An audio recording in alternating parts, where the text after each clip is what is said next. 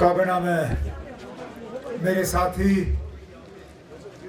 PHE irrigation, flood control और वगैरह महकमा जात के वज़ीर जनाब जावेद राना साहब, मेरे एडवाइज़र जनाब नासिर असलम वानी साहब, हमारे आज के इस प्रोग्राम के मेज़बान हमारे मुकामी MLA, आप सबके हरदिल अजीज़ जनाब फारूक अहमद शाह साहब,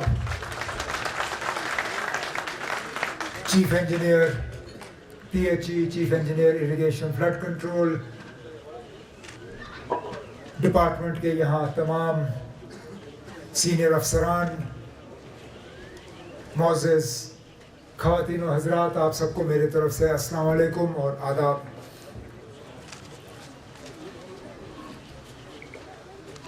मैं सबसे पहले तो इस मौके पे अपने काबीना के साथी जनाब जावेद राना साहब को, उनकी तमाम टीम को, खासकर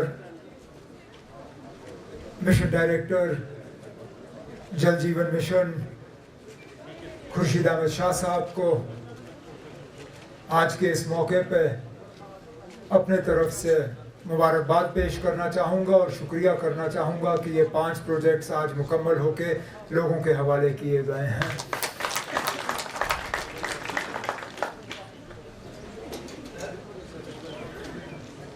साफ पीने का पानी लोगों को मिले,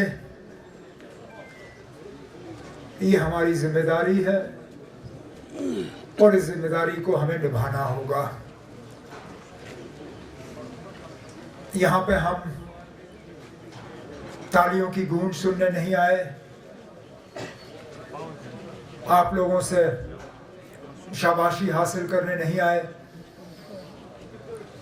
न हमें आपका शुक्रिया चाहिए, क्योंकि ये जो काम हम आपके लिए कर रहे हैं, ये हम आप पे कोई एहसान नहीं कर रहे हैं, बल्कि आपका हमारे ऊपर किया हुआ एहसान जो है उसको हम चुकाने की कोशिश कर रहे हैं।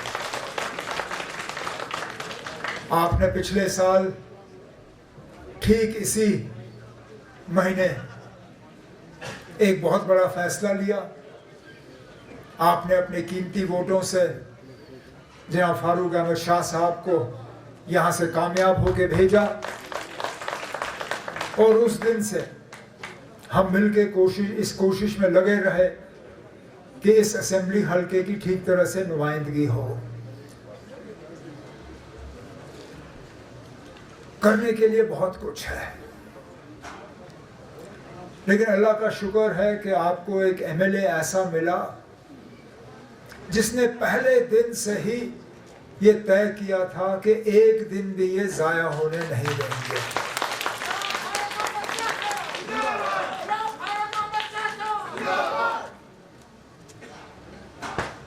मेरा कोई ऐसा मिनिस्टर नहीं है जिनसे कम से कम हफ्ते में एक बार इनकी मुलाकात नहीं होती। शायद 10 दिन का अरसा नहीं बीतता जब मेरी और फारूक शाह साहब की या तो सेक्रेटेरिएट में या राब्ता के दफ्तर में या कहीं पे हमारी मुलाकात नहीं होती, और जब मुलाकात होती है तो सिर्फ और सिर्फ वो अपने असेंबली हल्के के हवाले से बात करते हैं, यहाँ की तरक्की के हवाले से बात करते हैं, हमारे वर्करों के परेशानी के हवाले से बात करते हैं, और लोगों को मुसीबत से निकालने के लिए जो हमें इक़दामात उठाने होंगे उसके हवाले से बात करते हैं।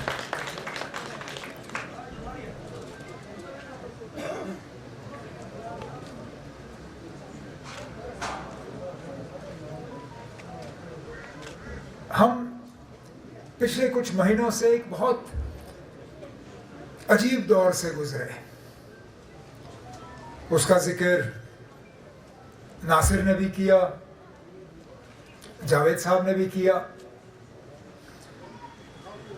साल के शुरू में फरवरी, मार्च, अप्रैल, मई, जून तक ऐसा लग रहा था कि पीने की पानी की बड़ी सख्त किल्लत रहेगी। हमारे पानी के सोर्स जो है वो सूखना शुरू हो गए थे, नलकों में पानी आना बंद हो गया था, इरिगेशन की एक बड़ी मुसीबत बन रही थी। और मैं बार बार जावेद से मिलके कहता था कि जावेद क्या करें, अल्लाह ताला से मांगो कि ये सूखा खत्म हो जाए और बारिशें आए। जावेद राणा साहब ने इतनी दुआएं की कि बारिशें तो शुरू हुई, लेकिन उसके बाद बारिशों ने रुकने का नाम नहीं लिया।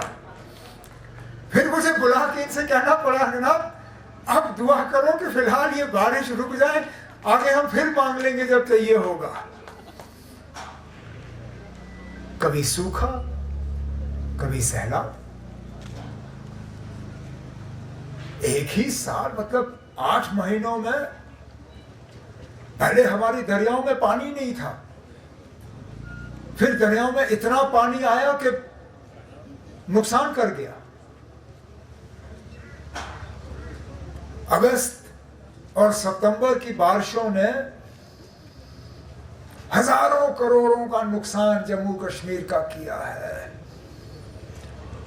330 पुल हमारे बह गए, 1500 किलोमीटर सड़कें गायब हो गई हैं, हमारी बिल्डिंगें बह गई, सरकारी हमारे इदारे जो है उनको नुकसान हुआ,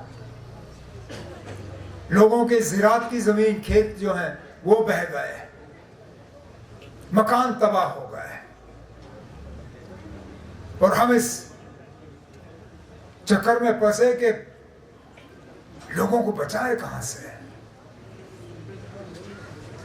अगर 10-15 दिन पहले 1-1.5 दिन और बारिश पड़ी होती और वो श्रीनगर के नजदीक बंद नहीं फटा होता, शायद श्रीनगर का शहर 2014 की तरह दोबारा डूब गया होता।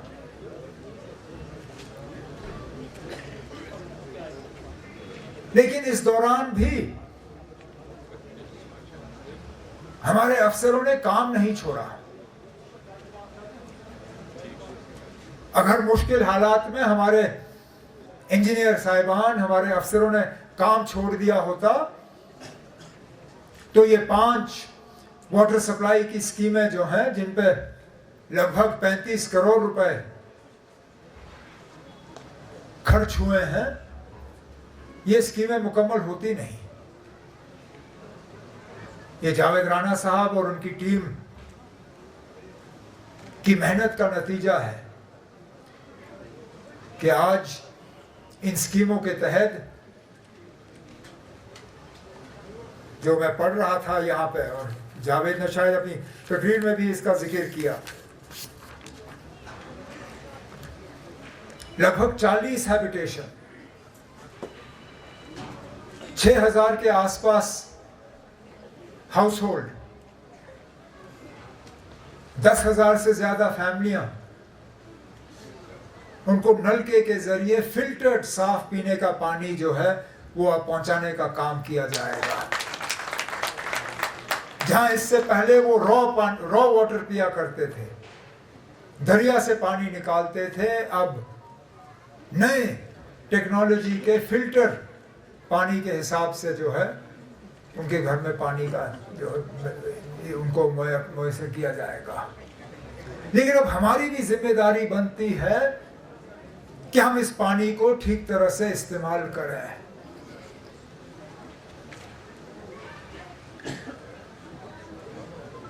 ये ना करें कि हम नलका खोलें, बाल्टी भरें, फिर बाल्टी उठा के ले जाएं और नलका वैसे ही छोड़ दें।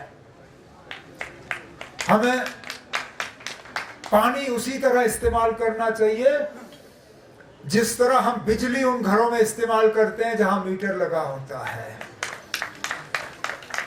मुझे मालूम है जनाब, जिन घरों में हमने मीटर लगाए हैं, ये मेरा खुद का घर वैसा है। हम जब कमरा छोड़ देते हैं तो लाइट बंद करके निकल जाते हैं, क्योंकि खाली कमरे में रोशनी लगाने का मतलब हुआ पैसा जाया करना, क्योंकि मीटर बंद नहीं होगा। ठीक इसी तरह हमने अपने पानी का इस्तेमाल करना है, क्योंकि आबादी बढ़ रही है, दरियाओं पे दबाव ज्यादा है। जितनी बर्फ हमारे बचपन में होती थी उतनी बर्फबारी होती नहीं है। याद करिए ना, अब जब हम बच्चे होते थे, दिसंबर में गुलमर्ग टंगमर्ग में बर्फ लाजमी। दिसंबर के दूसरे हफ्ते में हम गुलमर्ग में अपने स्की के कोर्स शुरू करते थे। दिसंबर के पहले हफ्ते में स्कूल की छुट्टियां हो जाती थी और दूसरे हफ्ते से गुलमर्ग में स्कीइंग के कोर्सेज लग जाते थे।